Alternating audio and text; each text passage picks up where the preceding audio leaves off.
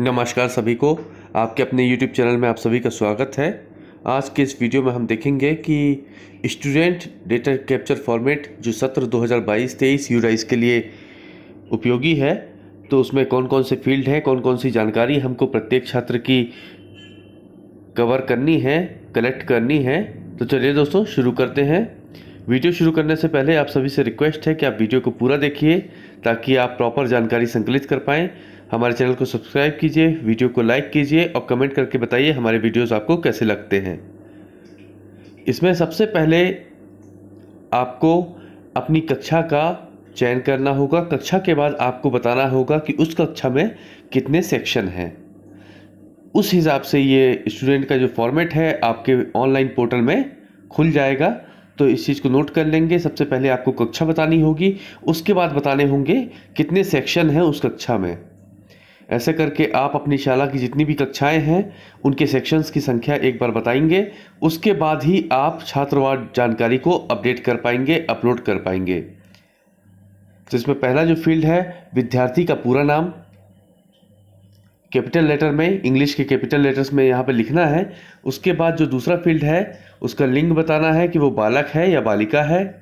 तीसरा जो फॉर्म है उसमें जन्म तिथि बतानी है, उसकी डेट ऑफ बर्थ बतानी है। चौथे नंबर पे माता का नाम फिर से अंग्रेजी के कैपिटल लेटर्स में बतानी है आपको।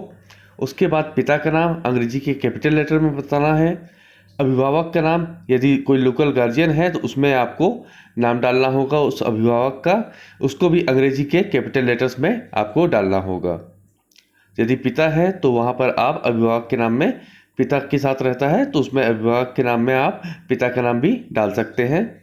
उसके बाद विद्यार्थी की आधार संख्या, इसको आप कलेक्ट कर लेंगे। प्रत्येक विद्यार्थी का जो आधार नंबर है उसको कलेक्ट कर लेंगे और उसको आधार कार्ड से मिलान कर लेंगे ताकि इसमें कोई भी प्रकार की गलती ना हो। उसके बाद अगला जो फील्ड है, विद्यार्थी का नाम आधार कार्ड के अनुसार। आपके आधार कार्ड में विद्यार्थी का क्या नाम लिखा हुआ है उसके अनुसार ही आपको विद्यार्थी का नाम यहाँ पर लिखना होगा। उसके बाद है आपको पता लिखना होगा, विद्यार्थी का पूरा पता। उसके बाद विद्यार्थी जिस स्थान पर रहता है उसका पिन कोड लिखना होगा। 10वें नंबर पे आपको विद्यार्थी का या उसके माता पिता का या पेरेंट्स का या गार्जियन का मोबाइल नंबर डालना होगा। उसके बाद आपको अल्टरनेट मोबाइल नंबर, यदि कोई दूसरा मोबाइल नंबर भी है उनके पास, विद्यार्थी माता पिता या अभिभावक का, तो वहाँ पर आपको अंकित करना होगा। उसके बाद 11वें स्थान पर आपको ईमेल आईडी डालनी होगी। यदि ईमेल आईडी है विद्यार्थी की, माता पिता की या गार्जियन की तो उसको डालना होगा। 12वें नंबर पे बच्चे की मातृभाषा के संबंध में जानकारी है। तो ये जो ऑप्शन है वो प्रत्येक राज्य के लिए अलग अलग है। तो मातृभाषा की जानकारी आपको यहाँ पर सिलेक्ट करनी होगी कि कौन सी उसकी मातृभाषा है। छत्तीसगढ़ी हो सकती है, हिंदी हो सकती है, बस्तर वाले क्षेत्रों के लिए अलग मातृभाषा है और सरगुजा तरफ के क्षेत्रों के लिए अलग मातृभाषा हो सकती है। तो यहाँ पर ऑप्शंस में से आप सिलेक्ट कर लेंगे। 13वें नंबर पे उसकी सामाजिक वर्ग के बारे में जानकारी है कि बच्चा सामान्य वर्ग से है, एससी वर्ग से है, एसटी वर्ग से है या ओबीसी वर्ग से है। यदि बच्चा अल्पसंख्यक समूह से है तो आपको यहाँ बताना होगा कि बच्चा मुस्लिम है, ईसाई है, सिख है, बौद्ध है, पारसी है, जैन है या लागू नहीं है, अल्पसंख्यक समुदाय से नहीं है। और 7वें नंबर पे आपको ये ऑप्शन मिलेगा। उसके बाद बताना होगा क्या विद्यार्थी बीपीएल परिवार से लाभार्थी है। तो इसमें आपको यस और नो का ऑप्शन दिखाई देगा। यदि छात्र बीपीएल परिवार से लाभार्थी है तो इसको आप सिलेक्ट करेंगे उसके अनुसार। यदि यस है तो क्या अंत्योदय अन्य योजना का लाभार्थी है। यदि उनके परिवार को अंत्योदय अन्य योजना से लाभ मिलता है तो इसमें भी आप यस और नो सिलेक्ट करेंगे। क्या विद्यार्थी ईडब्ल्यूएस इकोनॉमिकली वीकर सेक्शन या वंचित समूह से है तो उसमें भी आपको यस या नो ऑप्शन पे क्लिक करना होगा। क्या बच्चा CWSN है, तो यदि उस बच्चे में किसी प्रकार की दिव्यांगता है तो उसमें आपको सिलेक्ट करना होगा यस और नो का। और यदि आपने यहाँ पर यस सिलेक्ट किया है तो उसमें कोड डालने का ऑप्शन दिखाई देगा। टोटल 21 प्रकार की डिसेबिलिटी होती है, दिव्यांगता होती है, तो उसके अनुसार आप वहाँ पर कोड का चयन करेंगे। क्या बच्चा भारतीय राष्ट्रीय है, यदि वो इंडियन है तो इसमें आपको यस और नो पे सिलेक्ट करना होगा। या पिछले साल में साला त्यागी के रूप में हुई है, आउट ऑफ स्कूल बच्चे के रूप में विद्यार्थी को पहचाना गया है, चिन्हांकित किया गया है, तो उसमें आपको यस करना होगा, अन्यथा नो करना होगा। तो इसका जो एंट्री है वो पहले प्रबंध पोर्टल में की गई है। आप उस डाटा के हिसाब से अपने ब्लॉक में संपर्क करके मिलान करवा लेंगे कि यह बच्चे की पहचान last year out of school के रूप में तो नहीं की गई है, या वर्तमान सत्र में शाला त्यागी के रूप में तो बच्चा नहीं है। अब इसके बाद नेक्स्ट ऑप्शन पूछता है, यदि बच्चा शाला त्यागी के रूप में इस साल या पिछले साल पहचान की गई है तो क्या विद्यार्थी शिक्षा की मुख्य धारा में आ गया है। बच्चा अभी स्कूल में रेगुलर आ रहा है, तो इसमें यदि वर्तमान वर्ष में आ रहा है तो इसमें 1 का चयन करना होगा, और यदि पिछले साल ही आ चुका था मुख्य धारा में तो इसमें आपको 2 का चयन करना होगा। अब इसमें 4.2 है जो विद्यार्थी के नामांकन की जानकारी है। तो इसमें पहला है स्कूल में प्रवेश संख्या, तो जो आपके रजिस्टर में उसका इनरोलमेंट नंबर दर्ज है उसका आपको यहाँ पर उल्लेख करना होगा, प्रवेश संख्या क्या है विद्यार्थी की। उसके बाद प्रवेश तिथि, किस तिथि में विद्यार्थी ने एडमिशन लिया हुआ है उसको आपको यहाँ पर अंकित करना होगा। उसके बाद कक्षा में विद्यार्थी का रोल नंबर क्या है उसको आपको डालना होगा, आपके रजिस्टर के अनुसार कितने नंबर पर वो विद्यार्थी है कक्षा में, तो उसको आपको यहाँ पर अंकित करना होगा। विद्यार्थी का यदि विषय है तो उसको आपको यहाँ पर डालना होगा, ये केवल कक्षा 11 एवं 12 मतलब हाई स्कूल एवं हायर सेकेंडरी के लिए संचालित शालाओं हेतु उपयोग होगा। आर्ट्स है, साइंस है, कॉमर्स है, वोकेशनल स्ट्रीम है, ये जानकारियाँ आपको देखनी है।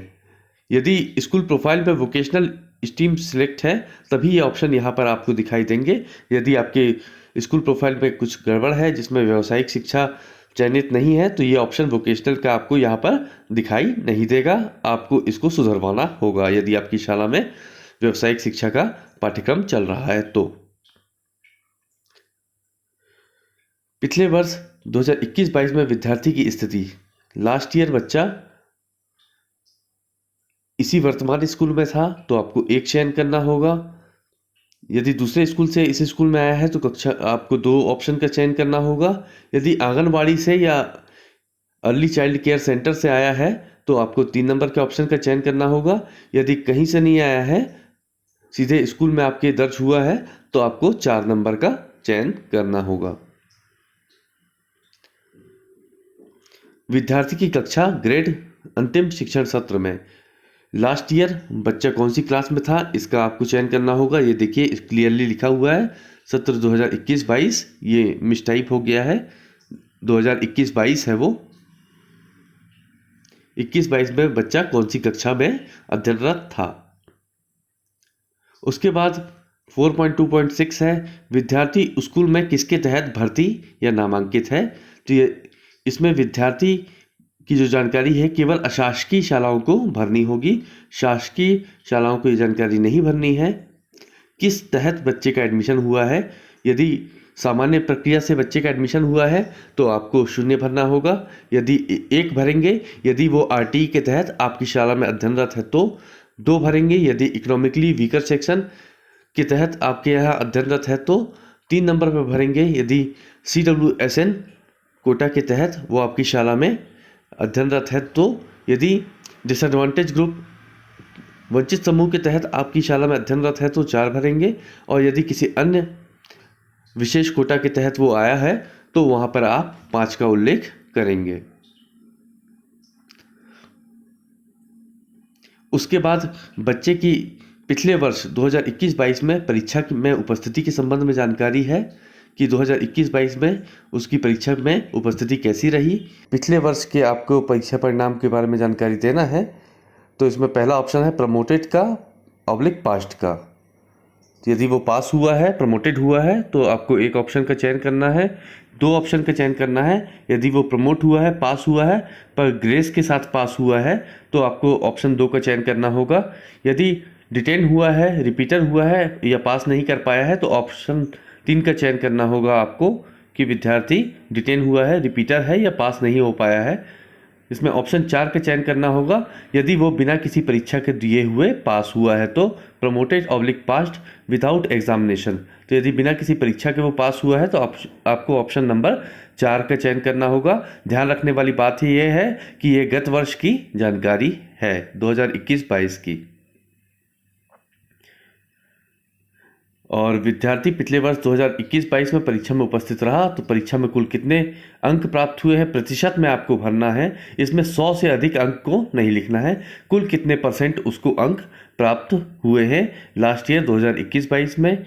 उसके बाद आपको भरना है विद्यार्थी के स्कूल अटेंड करने वाले दिनों की संख्या। सत्र 2021-22 में विद्यार्थी ने कुल कितने दिन स्कूल अटेंड किया है। तो इस प्रकार ये विद्यार्थी के नामांकन के संबंध में जो जानकारी है वो पूर्ण होती है। विद्यार्थी को प्रदान किए जाने वाली सुविधाओं के संबंध में आप जानकारी हम देख लेते हैं। छात्र की सुविधा एवं अन्य विवरण। यदि विद्यार्थी को निःशुल्क पाठ्य पुस्तक मिला है तो आपको टिक करना होगा, सिलेक्ट करना होगा। इसमें विद्यार्थी को यूनिफॉर्म मिला है तो आपको सिलेक्ट करना होगा। यदि ट्रांसपोर्ट फैसिलिटी मिली है तो आपको सिलेक्ट करना होगा। यदि स्कॉट फैसिलिटी मिली है तो आपको सिलेक्ट करना होगा। स्कॉट से मतलब ये है कि कोई व्यक्ति उनको जाकर लेने जाता है, स्कूल के लिए घर तक पहुंचता है तो उसको स्कॉट बोलते हैं। ट्रांसपोर्ट यदि कोई साधन मिला हुआ है उसको स्कूल जाने तक के लिए तो उसको ट्रांसपोर्ट फैसिलिटी बोलते हैं। यदि हॉस्टल मिला हुआ है, फ्री हॉस्टल मिला है तो आपको हॉस्टल सिलेक्ट करना होगा। यदि फ्री मोबाइल, टैबलेट, कंप्यूटर आदि मिला है तो उसको आपको सिलेक्ट करना होगा। यदि उसको साइकिल मिली हुई है निःशुल्क तो आपको यहाँ पर सिलेक्ट करना होगा। तो यहाँ पर एक विद्यार्थी को मल्टीपल सुविधाएं मिल सकती है तो इसमें आपको ऑप्शंस सिलेक्ट करने होंगे। उसके बाद 4.3.1 है, क्या विद्यार्थी को छात्रवृत्ति प्राप्त हुई है। तो इसमें आपको हाँ नहीं का सिलेक्ट करना होगा। यदि विद्यार्थी को छात्रवृत्ति प्राप्त हुई है तो इसमें आपको सेंट्रल स्कॉलरशिप स्कीम के तहत यदि उसको छात्रवृत्ति प्राप्त हुई है तो आपको यस करना होगा, यदि मिली है तो, अन्यथा नो करेंगे। और यदि राज्य स्तरीय स्कॉलरशिप मिली है तो उसमें भी आपको यस करना होगा, अन्यथा नो करेंगे। यदि अन्य कोई स्कॉलरशिप मिली है तो उसमें भी आपको यस करना होगा, अन्यथा नो करेंगे।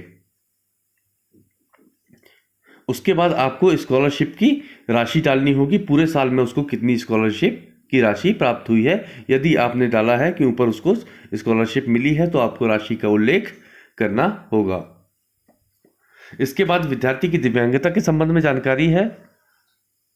यदि दिव्यांगता के तहत उसको किसी प्रकार की सुविधा मिली हुई है तो इसमें आपको सिलेक्ट करना होगा, डालना होगा। डेटा भरने का वर्ष के लिए मतलब सत्र 2022-23 के लिए आपको यदि सुविधाएं मिली है तो उसमें आपको यस करना होगा, और यदि नहीं मिली है तो आपको नो करना होगा। ध्यान रखने वाली बात यह है कि यह केवल शासकीय स्कूलों के लिए और अनुदान प्राप्त स्कूलों के लिए ऑप्शन होगा।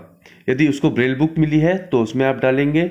यदि ब्रेल किट मिली हुई है विद्यार्थी को तो उसमें आप मेंशन करेंगे। यदि लो विजन किट मिली हुई है तो उसको मेंशन करेंगे। हियरिंग एड मिले हुए हैं तो आपको मेंशन करना है। ब्रेसेस मिले हैं तो आपको मेंशन करना है। क्रेचेस मिले हैं, व्हीलचेयर मिली है, ट्राईसाइकिल मिली है, कैलिपर मिले हैं, स्कॉट मिला है। CWSN बच्चों के लिए अलग स्कॉट फैसिलिटी होती है तो वहाँ पर यदि आपको CWSN योजना के तहत स्कॉट मिला है तो आप मेंशन करेंगे। स्टाइपेंड मिली हुई है तो यदि कोई राशि प्राप्त हुई है विद्यार्थी को तो उसमें आप उल्लेख करेंगे, उसको मेंशन करेंगे। और यदि कोई अन्य योजना का लाभ मिला हुआ है तो उसको भी आप मेंशन करेंगे। यदि विद्यार्थी CWSN है, दिव्यांग विद्यार्थी है तो उस संबंध में हमको यहाँ पर अपनी जानकारी भरनी होगी कि उनको कौन कौन सी सुविधाएं प्राप्त हुई हैं। अब बच्चे की स्पेसिफिक लर्निंग डिसेबिलिटी के बारे में जानकारी है। यदि बच्चे की स्पेसिफिक लर्निंग डिसेबिलिटी के बारे में जांच की गई है तो आपको यस करना है, अन्यथा नो करना है। यदि यस किया है आपने तो स्पेसिफिक लर्निंग डिसेबिलिटी का प्रकार भरना है। उसमें 3 प्रकार दिए हुए हैं, डिस्ग्राफिया, डिस्कैल्कुलिया और डिसलेक्सिया। तो इनके बारे में हम विस्तार से देखेंगे। उसके बाद हम देखते हैं क्या बच्चे की ऑटिज्म स्पेक्ट्रम डिसऑर्डर के संबंध में जांच की गई है तो आपको यस करना है, अन्यथा नो करना है। क्या बच्चे की attention deficient hyper active disorder के संबंध में जांच की गई है तो इसमें आपको यस करना है, अन्यथा नो कर देना है। तो इसके बारे में हम नोट्स के सहायता से देखते हैं, समझते हैं कि ये डिसेबिलिटीज़ जो यहाँ पर उल्लेखित हैं, बताई गई हैं, वो कैसी होती हैं, उसमें क्या क्या लक्षण हो सकते हैं। बहुत ही सामान्य भाषा में आपको बताने का प्रयास करते हैं।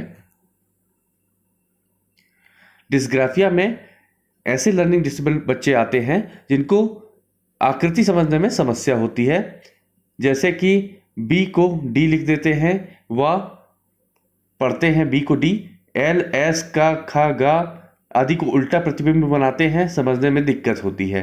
तो बहुत ही सरल परिभाषा है डिस्ग्राफिया की कि जिस भी बच्चे को अक्षर पढ़ने में समस्या आती है, उल्टा बी बना देते हैं, उल्टा पी बना देते हैं, उल्टा डी बना देते हैं, तो इस प्रकार के बच्चों को डिस्ग्राफिया, जैसा कि नाम से ही समझ में आता है कि ग्राफ बनाने में तकलीफ होती है। डिस्कैल्कुलिया, जिसके तहत बच्चों को गणितीय संबंधी समस्याएं होती हैं, जैसे अंक समझने में समस्या होती है, जोड़ घटाव समझने में समस्या होती है, गुणा भाग समझने में समस्या होती है, पहाड़ा पढ़ने में और गिनती पढ़ने में समस्या होती है। तो अंक से संबंधित है ये जो अधिगम डिसेबिलिटी है। और उसके बाद तीसरा आती है डिस्लेक्सिया। तो ये अधिगम बच्चे जिनको पढ़ने लिखने संबंधी समस्त प्रकार की समस्या होती है, तो उनको आप डिस्लेक्सिया बच्चों में सम्मिलित कर सकते हैं। उसके बाद आता है ऑटिज्म। ऑटिज्म के बारे में हमने ऑप्शन को देखा था। तो ऑटिज्म एक न्यूरोलॉजिकल डिसऑर्डर है जिसके कारण बच्चे के संप्रेषण में कमी रह जाती है, कल्पनाशीलता की कमी रहती है इस बच्चे में, तथा इसमें व्यवहारिक कौशल नहीं दिखाई देता। व्यवहारिक कौशल से मतलब ये है कि बच्चा आंख मिलाकर आपसे बात नहीं करता, आपकी तरफ देखता नहीं है। इसमें सोचने समझने की जो कल्पनाशीलता, जो स्वाभाविक गुण है मानव का, उसमें कमी रहती है और ये समाज से कट के रहता है, ज़्यादा सोशल नहीं हो पाता। और यदि इस डिसऑर्डर पर ज़्यादा ध्यान ना दिया जाए तो ये आपको बहुत ही गंभीर परिणाम हो सकते हैं इसके। तो इसमें बच्चा अपने आप में ही खोया रहता है, सामने वाले से कम्युनिकेशन नहीं कर पाता है। तो ये है ASD ऑटिज्म के संबंध में। और उसके अलावा हाइपर एक्टिव डिसऑर्डर में यदि हम देखें तो अति चंचल होता है ये बच्चा। ये भी एक न्यूरोलॉजिकल डिसऑर्डर है। बच्चे का मन मस्तिष्क एक स्थान पर स्थिर नहीं रहता है, जैसे सामग्रियों को बार बार छूता रहेगा, उछलता रहेगा, कूदता रहेगा, इधर उधर भागता रहेगा, कुछ ना कुछ इसको करना होता है। यदि ये बच्चा स्थिर नहीं बैठ पाता है तो यह आपका हाइपर एक्टिव डिसऑर्डर के तहत आता है। तो ये बहुत ही सामान्य परिभाषाएं हैं चिन्हांकन के लिए जो हमने तैयार की है कि यदि ग्राफ समझने में प्रॉब्लम आती है तो डिस्ग्राफिया, यदि कैलकुलेशन समझने में प्रॉब्लम आती है, गणितीय अवधारणा समझने में प्रॉब्लम आती है डिस्कैल्कुलिया, यदि दोनों उसको समझने में प्रॉब्लम आती है डिस्लेक्सिया। उसके बाद ऑटिज्म में बच्चा की कल्पनाशीलता में कमी, सामाजिक व्यवहार नहीं कर पाता, आंख मिला के बात नहीं कर पाता, हाथ को हमेशा इधर उधर हिलाता रहता है। जैसे आप जानते हैं पानी लगने के बाद हम हाथ को, यदि रुमाल ना हो तो हाथ को झिटकते हैं, तो उस प्रकार ये बच्चा हरकतें करता है, सामाजिक रूप से मेल मिलाप नहीं करना चाहता है।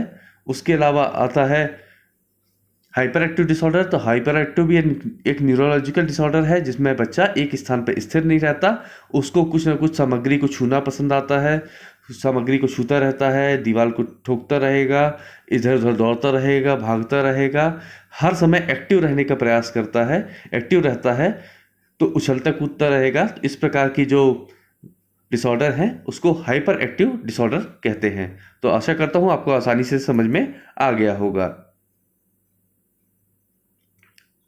इसके बाद क्या छात्र ने पठ्येतर गतिविधि एक्स्ट्रा करिकुलर एक्टिविटी में शामिल है, तो आपको यस करना है, अन्यथा नो कर देना है। यदि किसी एक्स्ट्रा करिकुलर एक्टिविटी में बच्चा शामिल रहता है तो उसमें आपको ऑप्शन का चयन करना है। यदि छात्र की पहचान मेधावी टैलेंटेड विद्यार्थी के रूप में हुई है तो आपको यहाँ पर यस करना है, अन्यथा नो कर देना है। यदि एक्सट्रीमली टैलेंटेड है बच्चा, गिफ्टेड चाइल्ड है, तो उसमें आपको चयन करना होगा। यदि गिफ्टेड है तो किस क्षेत्र में गिफ्टेड है, टैलेंटेड है, मैथ्स में टैलेंटेड है, भाषा में टैलेंटेड है, साइंस के क्षेत्र में टैलेंटेड है, खेल के क्षेत्र में टैलेंटेड है, या किसी कला के क्षेत्र में टैलेंटेड है, तो इसमें आपको इस ऑप्शन का चयन करना होगा यदि आपने उस विद्यार्थी की पहचान चिन्हांकन मेधावी छात्र के रूप में किया है तो।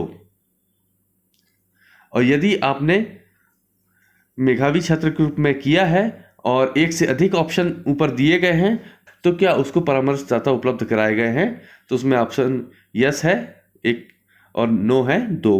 यदि इसमें न्यूट्रिशन कैंप में उसने भाग लिया है विद्यार्थी ने, तो इसमें आपको चयन करना होगा यस और नो का।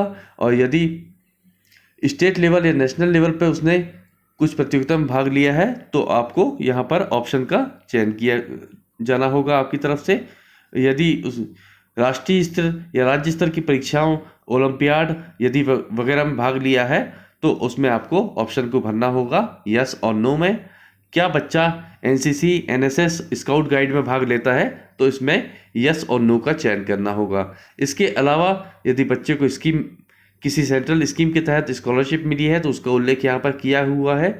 यदि बच्चा व्यावसायिक शिक्षण ले रहा है तो यहाँ पर एक ऑप्शन खुलेगा केवल उन्हीं स्कूलों के लिए जहाँ व्यावसायिक पाठ्यक्रम संचालित है, आपने स्कूल प्रोफाइल में बताया हुआ है, तो उन्हीं स्कूलों के लिए ऑप्शन खुलेगा। यहाँ पर आपको उसको ट्रेड का प्रकार मेंशन करना होगा।